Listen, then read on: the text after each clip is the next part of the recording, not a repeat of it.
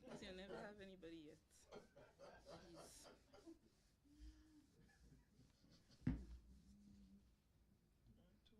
Having some problems, Nick?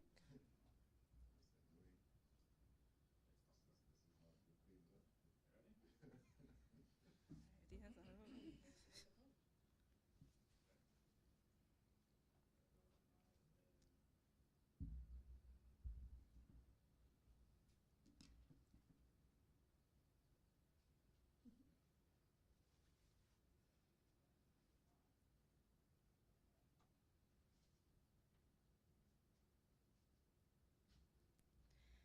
Good morning and welcome to this very important press briefing on the government's agricultural incentives in response to Hurricane Beryl. I am Karima Lois, Public Relations Officer in the Ministry of Agriculture and Lands, Forestry and Marine Resources. And joining me are Mr. Isaac Bhagwan, Permanent Secretary, Mr. Lawrence St. Louis, Acting Chief Extension Officer, and Dr. Kimond Cummings, Acting Chief Veterinary and Livestock Officer. Our panel will provide detailed information on the support available for various players within the agricultural sector, including farmers, fishers, seamoss growers, apiculturists, etc., as well as distribution process for these incentives. Now, without further delay, I'll invite the Permanent Secretary, Mr. Isaac Bhagwan, to just provide an update on this initiative. Mr. Bhagwan. Right, so let me say a pleasant good morning to the listening public. On the 10th of August, the government would have hosted a press briefing where the Prime Minister, the Minister of Finance, and Minister Andrews as Minister of Agriculture would have provided information to the public as to the government's response to Hurricane Beryl, in particular as it relates to support to the agricultural sector. At that press briefing then, it would have announced then that support will be provided to different persons within this sector. In the case of the crop farmers, and so we would have announced that persons whose farms have been affected post-Hurricane Beryl, that is under 5 acres, would receive a one-off payment of $4,500, and those above 5 acres would receive a one-off payment of $9,000, yes. We also would have indicated that the fresh produce exporters will also receive some one-off payment. We also have indicated that our seedling producers would have also received some payment. We also would have announced then that support would be provided to the livestock farmers, and in this case with the livestock farmers and the beekeepers, not cash that will be provided, but material assistance. So since then, we have been back out in the field. Recall that we would have done a preliminary assessment, and we would have went back out into the field to validate the information that we would have gathered, make sure that we double check with all the farmers, make sure that we have the information right, make sure that the assessment have been correct. We've also been meeting with the Ministry of Finance to make sure that the payment modalities is worked out in such a way that it would not create any additional problem. And of course, from our own accounts department within the Ministry of Agriculture, in terms of what appropriate documents should be submitted. So again, the process will be as smooth as possible. So we are in a position now where we are very comfortable that we have done the necessary groundwork, we have done the necessary validation, and we are now at the point of which we're going to begin the process of payment. Of course, based on the government system, in the case of payment of cash, what we would have asked person to provide is the bank information or the credit union information, together with, of course, the account number and the NIS cards. For those who do not have such, we would have asked them to provide some identification, and then the payment would be made at the district revenue offices. So as I've said before, we have been validated in terms of double checking, because you do know that persons have same name, some persons come from particular same district in some instances, and we've had nuances in the sense that some persons, they may not necessarily be the owner of the land, but they are working the land, And so we had to validate all this kind of information before we felt comfortable enough.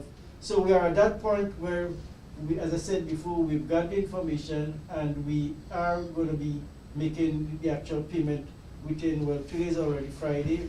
As of next week, the payment will be made. So I pause at this point to indicate this is the point at which we are at. Thank you, PS. Following the hurricane, our extension officers and assistants were deployed almost immediately to do an assessment of the impact on our farmers and have been working tirelessly to try and meet their needs. We will invite our acting chief extension officer at this time to kind of provide an update as to what extension's role is in this initiative. Ms. St. Louis. Thank you. Good morning to everyone. Good morning to the listening public. Good morning to our farmers especially. We are very happy to be able to provide you with some updates and of course to provide you with some incentives as you try to recover from Hurricane Beryl. So our extension division, and I would like to say thank you to them up front.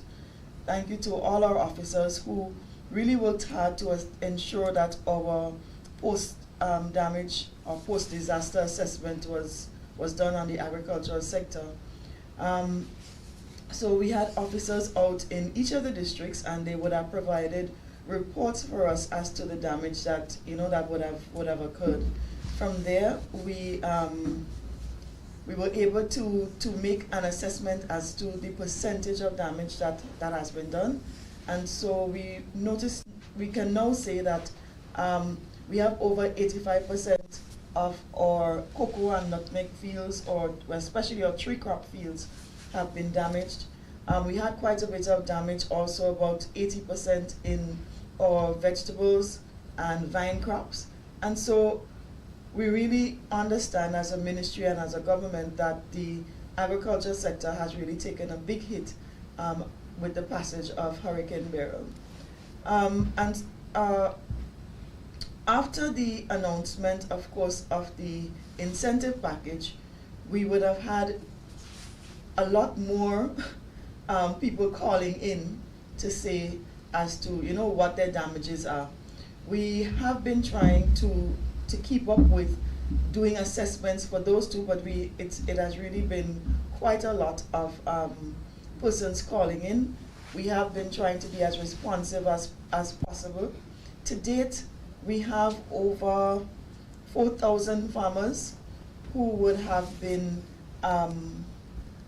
who claimed that they have been damaged by Beryl. I don't have it disaggregated in terms of the acreages, but we do know that in St. Patrick, St. Mark, and St. Andrew, we would have had the most amount of farmers that would have been damaged. And we also, of course, have some damages in the apiculture and livestock industries. We know our CMOS farmers, they have also been damaged. All their farms were totally destroyed with the waves and the wind and all of that, because as you know, they would be farming in the sea, and so they were quite exposed. Our plant nurseries also would have received some damages because of the wind and trees. In some places, trees would have fallen on the nurseries and damaged the infrastructure. And so we have, as PS Bhagwan would have said, we came up with an incentive package. We would like to reiterate, because I know it's been said already, that this is not a compensation package. It is a package to enable the farmers to continue their lives while we replant and while we clear. Because the Ministry of Agriculture has not, after this, it is not the end of any of the support that the farmers will be receiving. After this, and actually currently, we have the chainsaw teams are out. They are clearing the different farms, and as the farms get cleared, we will have other teams that will come in and assist with drainage, assist with lining up, and assist with planting. Because we know that it is a difficult time for our farmers, and we are trying our best to ensure that we revive those sectors. We know that the agricultural sector is the livelihood and the lifeblood of our rural economy, and we have to ensure that we get that sector back up and running.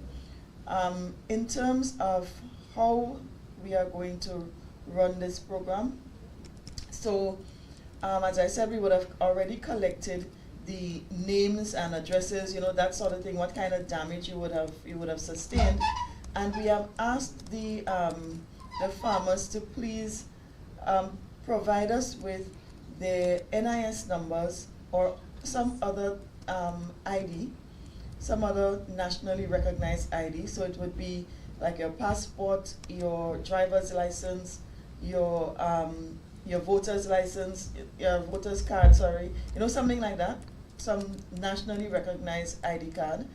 And we would like for you to provide us with your banking information, so that would be your bank account and your bank account number. So that information, that information would be necessary in order for us to provide the payments. We are asking that when you provide the information, that you are specifically careful as to the numbers. We know that sometimes with numbers, people might leave out 10, they might add in something. You have to be extremely careful, because if your bank account number is not provided properly, then most likely your incentive will be paid to an incorrect bank account, and then it is a very, very difficult process to reverse that. So when you're giving us the information, try your best to provide us with accurate information as much as possible. Those of you who do not have a bank account, or you prefer not to receive your money in your bank account, you can also indicate to us that you would like to collect your money at an Inland Revenue Office, and we will also do that. So, or in terms of the other farmers, livestock farmers, seamoss farmers, fisheries, and fishers, sorry, we will be providing material support to you. And so your the process for that, Dr. Cummings, would you like to explain that, or you would like me to go ahead? So Dr. Cummings will explain the process of the livestock farmers receiving their parts of the incentives. So thank you very much. Thank you, Ms. St. Louis. We will now ask Dr. Cummings to just chime in here. Thank you, Ms. Lewis. I would like to say again a special good morning to the team, PR team, and special good morning to our farmers. And again, like I always like to say every briefing that I go to, or any function that I go to, I like to pay that special respect to our farmers. And I mean, they have been,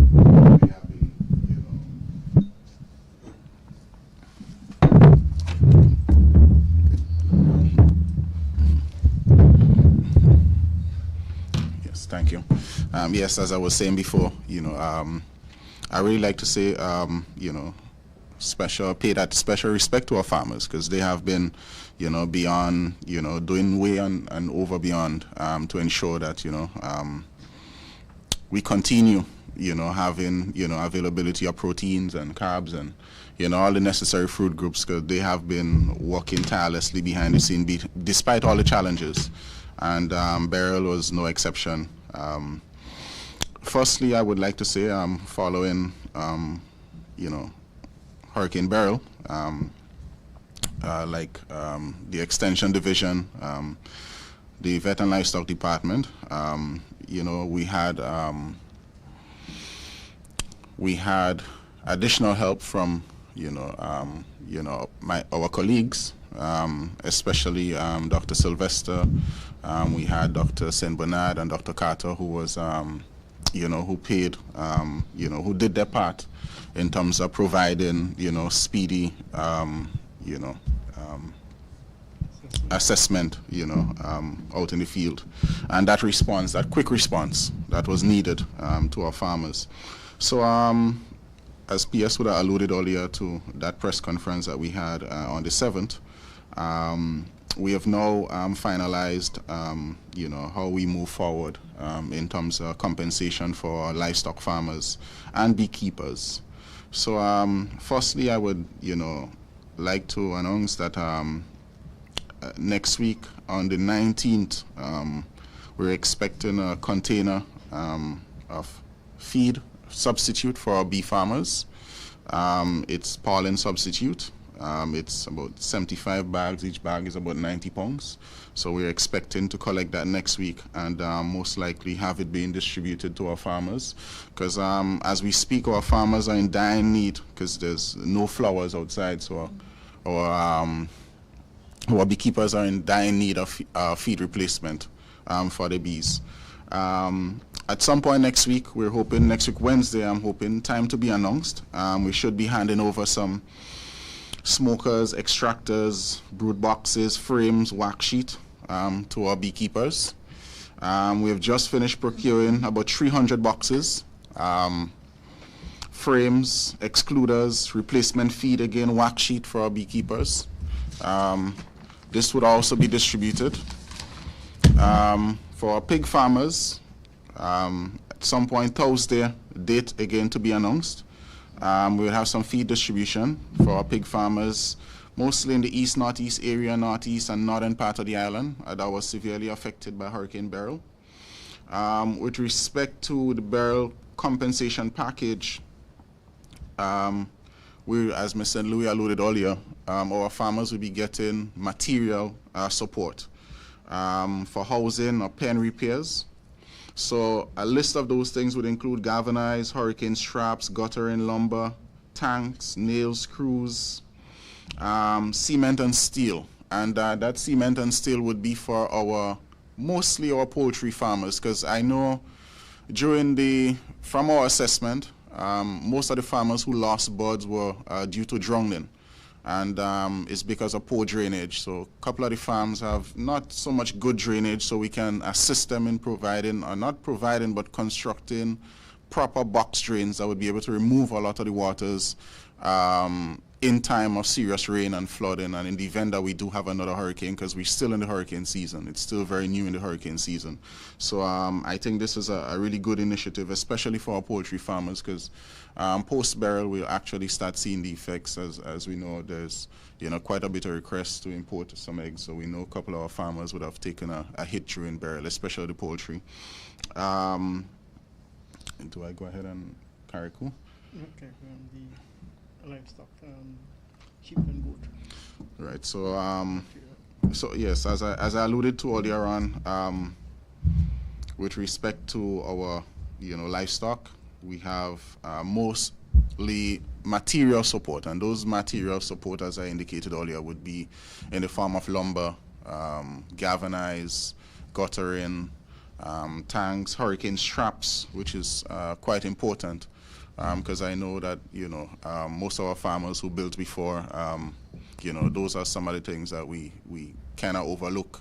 And in the event that we do have another hurricane, the structure should be able to at least withstand some wind and not end up in the similar situation that they're in at the moment. So those are some of the stuff that we look into. Well, not look into, but some of the stuff that we're putting together that our farmers can access and improve the structure and further on protect their livelihood.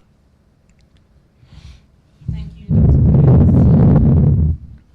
At this time, P.S., I'm just going to ask you to kind of explain to us how important this initiative is for the development of the continued development of the agricultural sector. Well, as reported and based on the assessment, obviously the agriculture sector is key to the rural economy and of course key to the issue of food security.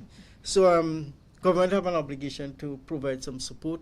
While we say farming is a business and is a private business, we do understand that some farmers need some support, and hence the response, because as was mentioned before, a number of the farm plots have been damaged. So Ms. Lee would have explained that we would have responded by providing support with farm labor support to clear up the lands, to clear the access road. We are now in the process of providing planting material for those who would have lands have been cleared. And we have also hired additional chainsaw gangs, private chainsaw gangs, to be able to expedite that process. So the quicker we could get the lands cleaned and ready for planting, the better it is in terms of us being able to respond and to be able to provide for food security. Of course, we know that for the cash crops, we'll be able to get, once farmers will have planted, and so within 3 months' time, 4 months' time, we should be able to have cash crops available for consumption. Of course, root crops would take a bit longer, and the other crops would take even longer as it relates to cocoa and nutmeg. So it is an immediate response in this regard. We're also looking at the provision of planting material for banana and plantain as an immediate that will kind of bridge the gap, especially for the cocoa and nutmeg farmers. So while these crops are growing back, at least you could have some other intermittent crop that can be grown to be able to provide an income and, of course, provide food for the general public. So this is very important in this regard. Okay, thank you. Mr. Louis, you mentioned that the ministry would have received an increased amount of interest as it relates to the incentive package. Where do we go from here as it relates to that? Are we looking at trying to meet everyone's needs, or what's the status there? Well, we are trying to meet everyone's needs. How do I say this? We did not, when at the initial assessments, we did not expect that it would have been this number of people. And so the budgets and so that we would have prepared were reflective of the numbers that we had then. What we noticed, though, is that there are a lot of people who are unregistered. And we are really encouraging our farmers to register. This is a situation where the government is trying to ensure that, that we have food, that we are food secure, and also that our farmers can have a livelihood, that they can still live and support their families. And so the government will attempt to ensure that everybody who was damaged, that they receive some kind of livelihood incentive. However, we do have to start thinking about our farming as a business, as PS said, and start thinking about either self-insurance or start thinking about ensuring that your farm is safe, even putting in some of the measures that would assist you in times like these. We know that Beryl was catastrophic, and there was probably hardly anything much that we could have done to really to save ourselves from those who would have been affected from any of the damages. But like I said, the response has been overwhelming. We have, as the Extension Division, we have been trying to keep up with everyone. Everyone has been calling, and we know that some of you are getting a little antsy or getting a little bit frustrated as to what you see as non-response. It is not a matter of non-response. It's a matter of verifying and ensuring that the resources that government would put out in this incentive would be used adequately, used properly, and that the information that we get is also true. Because we do not want at the end of giving out incentives, then you would start hearing that this person wasn't a farmer, this person wasn't enough. So we have to ensure that we have those measures in place. And at this point also, we have a link that we will share right after this press briefing for anyone who would not, if you have not yet given out your, given your, or provided your NIS number and those kind of information to the extension division, the extension district offices, then we ask you to please click on the link. It is very simple to put in your information, put in your NIS numbers and your bank information so that we can have that information quickly instead of somebody having to call you individually. It would take a lot more time. I'd also like to say that for the payments, all of it won't be done on one day. So we will have it being done, periodically. We will provide the first set of information to the Ministry of Finance either this afternoon or early on Monday morning, and from there they will will do their processes and begin payments into next week, and then we will be providing them with the other information as we complete the information that we have. Okay, thank you. And just to confirm, this incentive package is just for Main Island Grenada? Yes. At this time, this incentive package is for Grenada. We are currently working on the incentive package for Carriacou, and we will soon let you know exactly what that is. Sometime, I guess, next week, PS? Yeah. We'll let you know exactly what that is. I know our minister would prefer to be here when we do that. Yeah. And our minister is off island at this point. So he'll be back next week. So sometime next week, we will let you know exactly what the incentive package is for Carriacou. Thank you. And we do have in the room with us our media colleague from the Grenada Broadcasting Network, and we will just give her an opportunity now to ask a question or questions if she has any. Yes, and I might have questions, but it must have been addressed, so it's like a repetition going live. So I'll entertain after. Okay. I thought it was certainly afterwards. I think that was the only thing I missed. Okay.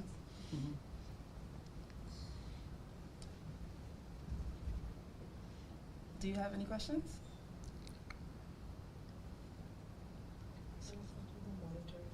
How do beekeepers apply for equipment to be distributed? How do beekeepers apply for equipment to be distributed? Dr. Cummings will take that question. Okay, so thank you, and thank you for that question. So the beekeepers, as we know, it's a very small community, very small, close community. We literally know the beekeepers at the tip of at the back of our hand. So the beekeepers, additionally, they can call into the ministry. We will take the information, and from there, we would reach out physically. And as I said, going back just a little bit into my presentation,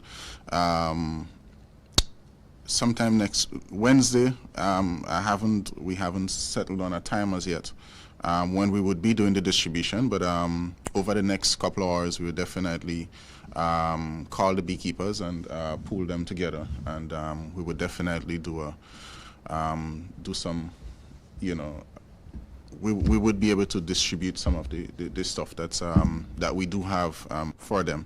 However, we expect once they call into the ministry, we'll take the information, as I said, physically go out to them, and we would address their needs.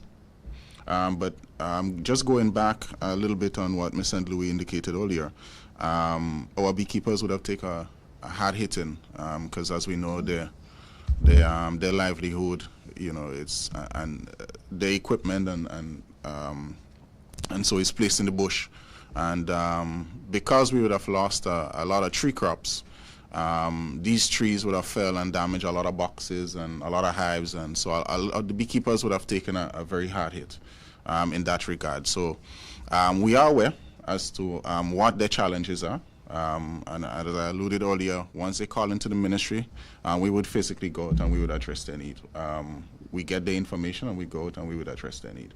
But as the stuff is coming in that we would have procured for the beekeepers, as it reach in, we would congregate the beekeepers, and we would be able to do the distributions. We have an idea as to what the numbers are in terms of what their losses are, and because most of our beekeepers, the apiaries are distributed around the island. And most of them in the east, northeast, northern area would have taken quite a bit of a hit, because that's where we were more heavily affected by Beryl. So we know who the beekeepers are, and we would definitely respond to their needs. I hope that would have answered this question. Thank you, Dr. Cummings. Do you have any more questions? An update, is there any update today on fencing and water tanks for Carrick? So the question is, can we have an update on fencing and water tanks for the island of Carriacou, Petit Martin? Yes, so just a back up to say that we have received a preliminary report from Carriacou. In fact, we ourselves went up there just after Hurricane Beryl and did our own assessment, but we have received a report from the Ministry of Carriacou and Petit Martin Affairs as it relates to not only the livestock but also the crop farmers. So as mentioned before, we are going to that list, and later on we'll announce in terms of an incentive package for Carriacou. However, as it relates to the tanks and fencing, which is a major concern for the persons in Carriacou, we have already processed a billet for 300 1,000 gallons water tank. The payments have been made, and we expect within a week or so these tanks will be received. They will of course come to Grenada, and then we will make arrangement to get it up to Carriacou for distribution. As it relates to the fencing, we have gotten a billet already for 600 rolls, Dr. Cummings says. 600 rolls of fencing wire.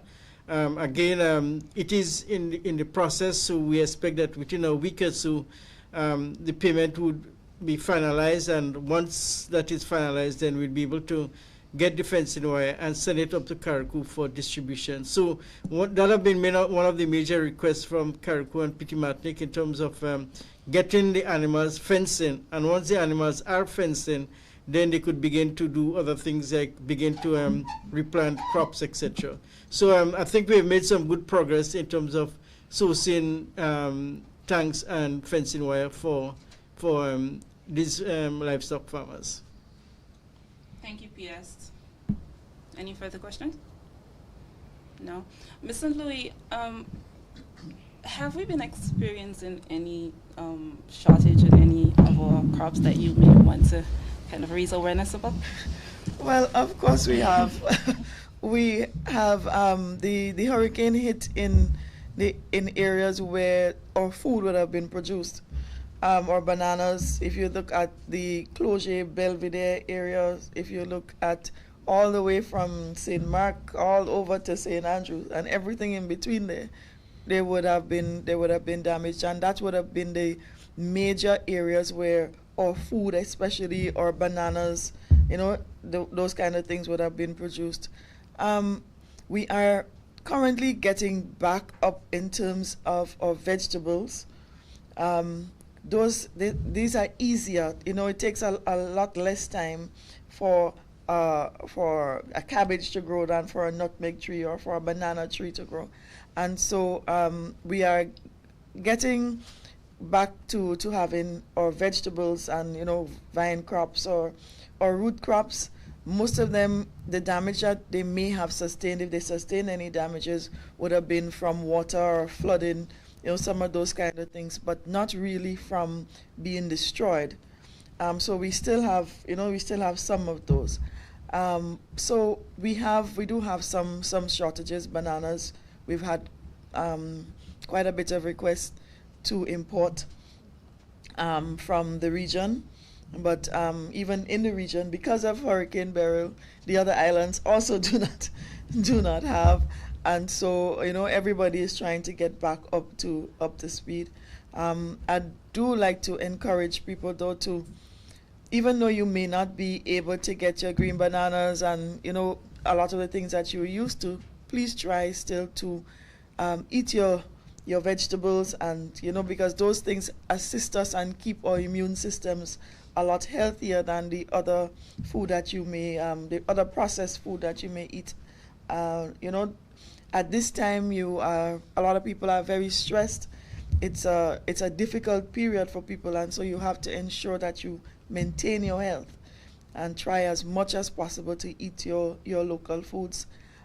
We, in a vein to assist, also the ministry will be soon rolling out a backyard gardening kind of project where we will have we will distribute seeds and seedlings to anybody who wants to grow 12 lettuce, you want to have some tomatoes, you want to grow some cucumbers.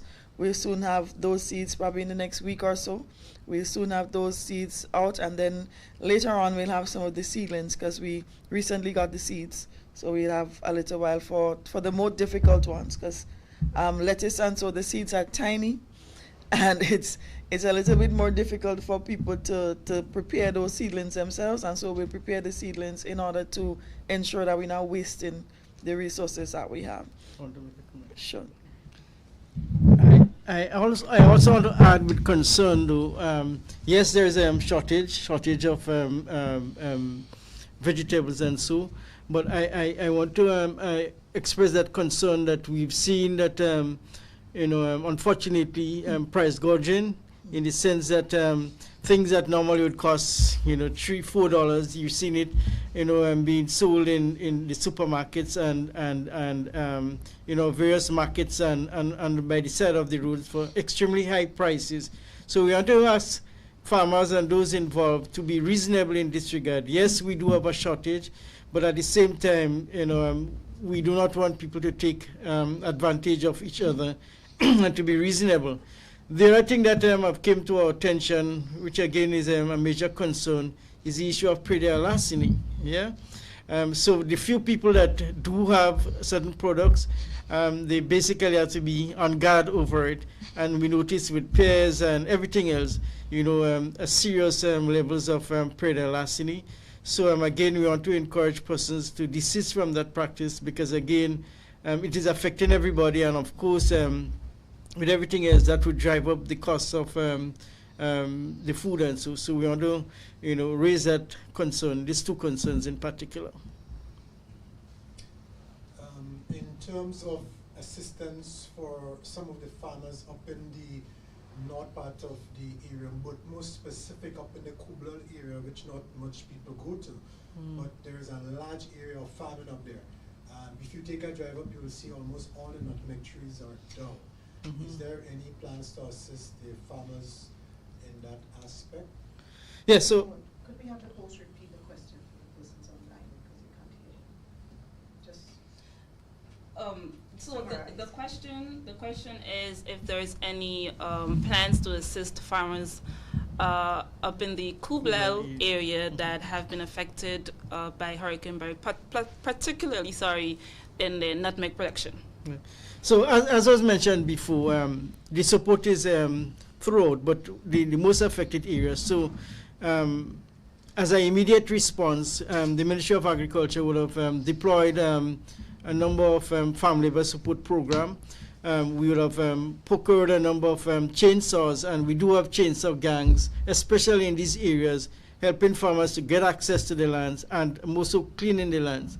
As mentioned also, because we know that this is time consuming, we've also added another aspect of support, in the sense that we are hiring private chainsaw operators. So we give them a contract basically, and we say to them, clean up that particular area. We agree on the price that they will do this job. They will, of course, will be responsible for the oil and the additional labor, etc. And so that have been happening in this regard. We've also had, of course, we have had a number of plants available prior to the hurricane. So we have prioritized giving the plants, and these plants is just basically $1 for these plants. So nutmeg, cocoa, etc. Is being given to the farmers in that area. We currently have the fertilizer distribution program. The fertilizer is being sold at a very subsidized cost of $50 or $1 per kg. So these are some of the support that we are providing. We also we have ordered some planting material, especially as I mentioned before, banana and plantain. We do expect this thing to come sometime in October, thereabouts, And as I've said before, it is as a means so that while the farmers replant this long-term crop, they would have some immediate crops that would grow so that that could help sustain them in the meantime. So these are some of the support that is being provided. There are two questions here. Can you address poultry incentive as coop damage, was significant and expensive to repair? And there's one Frank Mitchell who's asking, he's a farmer from St. Patrick District, if there's any assistance to get a water pump. Okay, so I guess Dr. Cummings can take that I'll question. take the Is there any incentive package for as it relates to poultry and I guess housing repairs? Yes, there is, and we spoke of it probably a little bit earlier. Our assistance for livestock, that include poultry, small ruminant, that includes sheep and goat, for the farmers who have housing, right? Their compensation would be in the form of material support. And I would have listed quite a bit of stuff here. That would include galvanized hurricane straps, guttering tanks, nails, and I also added cement and steel, and that's for persons who have, because I know we have a couple farmers that lost a bit of birds from drowning, and it's because they don't have properly constructed box drains that would take some of the waters out. So once the water get into the pen, especially persons that have young birds, they would drown. And so those are the this is part of the incentive package for poultry, small ruminant, and that's for farmers who have a structure that is damaged. Their compensation would be in the form of material support. So if I may also add, basically what we have done in this regard is that we've made arrangements with some of the large suppliers, the hardware suppliers and so, or to get this material. So what the particular farmer that is affected, once we do the assessment and we satisfy and so on, we assess that particular need. What from the ministry and what we do is that we give them a voucher, yeah, to go to the farm, and that is the basis in which you would receive the material to be able to carry out the repair. So that goes not only for poultry farmers but also generally the livestock, because as mentioned before, we're not giving them finance per se, but we're giving them material assistance to get the pen repaired, etc. I also want to add there was a program prior to the hurricane under the World Bank Food Security Program, where support would have been should have been provided for the poultry farmers. In fact, we have just over 17,000 day-old chicks that we expect to receive in this month, beginning of October, and the middle of October. So we already done the assessment. We know who the farmers are, and these birds will be distributed to these farmers affected. So again, all that is in aid of trying to support the poultry farmers in getting the feed back up and getting the production back up to a certain level.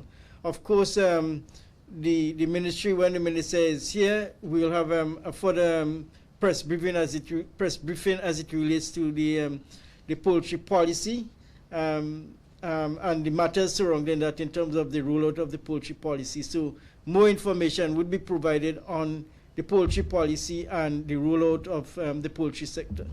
I just want to add something, yes. With respect to the chicks that we plan to distribute, it would also be complemented with feed. So the farmers would also be getting feed with it, not just the chicks. Yes, you mentioned what you've observed in terms of the price gouging because of the scarcity of some products. Does the ministry have any control over that? Unfortunately, go ahead, sorry. The question is from GBN. She's just wondering if the ministry has any control over price gouging.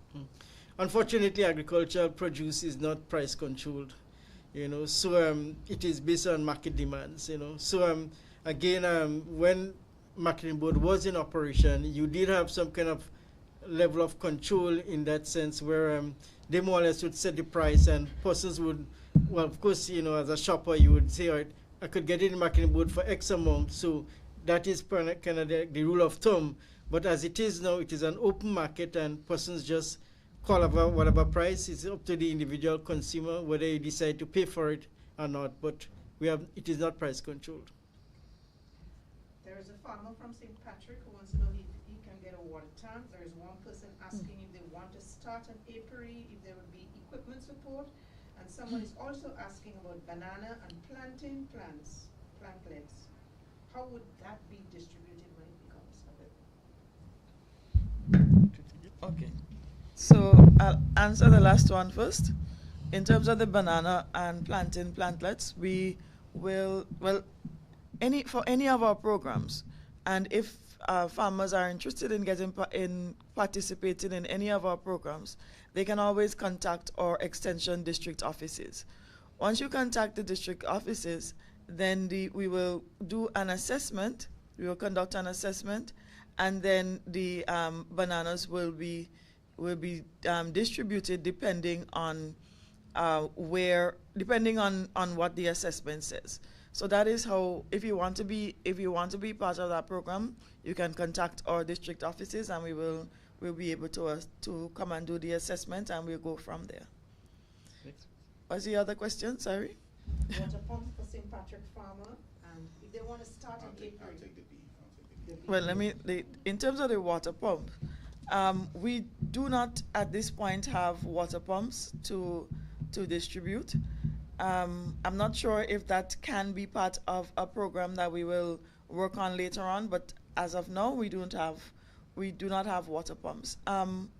For some of our, because I didn't speak about this earlier, but for some of our people who are involved in seedling production, so plant nurseries, and the others who are involved in aquaponics and hydroponics, if you would have received damage, then there we can assist you with replacing some of your material that you would have lost.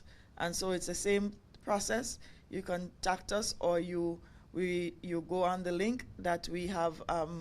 We're either placed or will be placing soon on our Facebook page, and then you can fill in the form there, or you can contact any of our district offices, and you can let them know from there, and we'll contact you. Thank you.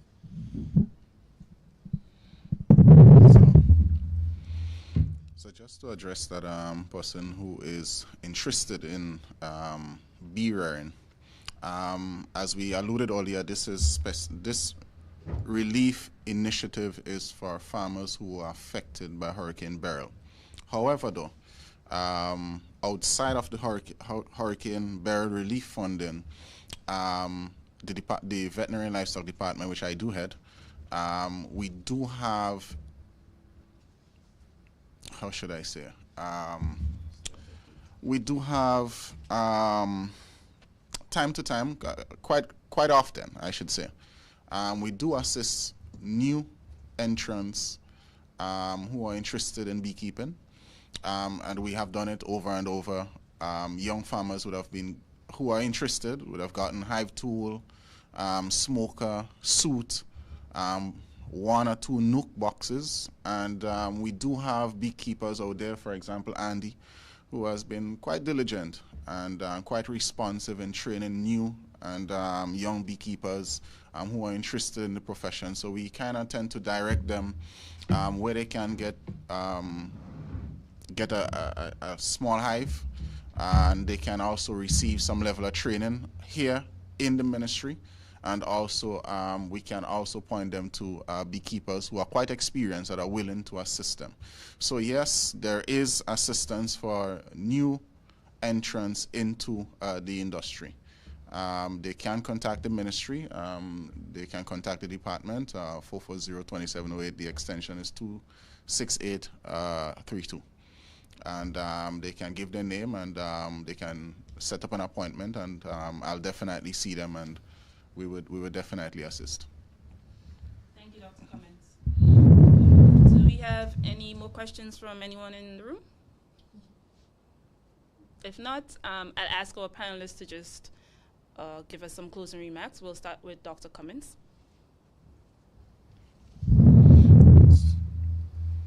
Thank you. And again, we would like to say thank you, our hard-working and diligent farmers who have been still, providing, and still giving support to the nation in whatever regard or whatever respect, providing, whatever industry that they're, specialize or wherever their specialty lies. We want to say thank you and continue doing what you're doing. Ms. Century. Thank you very much. I'd like to join with Dr. Cummings in really thanking and showing my gratitude to our farmers, to our extension officers who have been and continue to work extremely hard to ensure that we get our farmers back up and running. I'd also like to ask for our farmers to give us a little bit of grace. It's a lot of work. It's a lot of verification. We have to ensure that everything is right, because if one thing is wrong, then it throws off the entire process. And so we know that you are in a situation where you really need the help, and we are going to deliver the help. And just don't expect everything to be done at immediately. We know that it's been a while since Beryl has happened, but it has taken us this time to be able to ensure that all our processes and so are in place. And so we really look forward to assisting you, and we really look forward to working along with you as we move forward. So thank you. And finally, P.S. Bhagwan. Right, so let me join in the panel, and again to say thanks to our farmers and thanks to all those who are involved in the agricultural sector. As I mentioned at the starting, the ministry understands the situation of farmers in, and we have been able to respond with some immediate assistance. This is the second phase, if I may say so, in terms of providing direct financial support and material support, especially for those who have been affected by Hurricane Beryl. The third phase, obviously, is the rebuilding process. So the government allocation for the Ministry of Agriculture for this year, as we come to the wrapping up of the year, have been rediverted to respond in this regard. Most of it have been rediverted. Of course, we are also in the process of budget preparation for 2025. And so this now would give us an opportunity to re-strategize, to be able to refocus, to be able to look and see the various sectors and what is the plan for the sectors and how we intend to respond. Of course, the issue of climate change, the issue of food security, the issue of insurance, and all these factors have to be taken into consideration.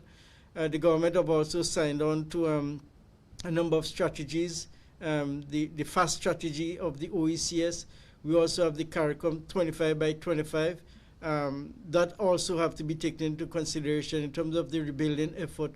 And of course, we also are collaborating with a number of funding agencies, the FAO, IECA, CDB, etc., so that we could get additional resources to be able to put into the sector. So some of these processes is time consuming, but the ministry, the government is very conscious, and we're providing the support, as much support as we can at this present time, and of course building from them moving forward. So again, we want to encourage our farmers to continue to do what you do best. We want to encourage persons not to abandon the land, because of course agriculture is still important, and at the end of the day we do still have to feed ourselves. And as we keep saying, local production is as healthy as imported. And so we want to encourage persons to continue to do the little that you can to be able to help the situation, so that at the end of the day, all of us will be able to prosper. Thank you very much. All right. So this brings us to the end of today's press briefing. But before we close off officially, I just want to remind you that we can see the rolling out of the incentive package next week. Be sure that the information that you are providing are accurate and up to date. And look out for the link on our Facebook page, where you can provide the information that the ministry will be needing to ensure that you receive the one-off payment that you so desire. I want to say thank you to our panelists for joining us today, and thank you to GBN, and thank you to the viewing and listening public. Have a great day.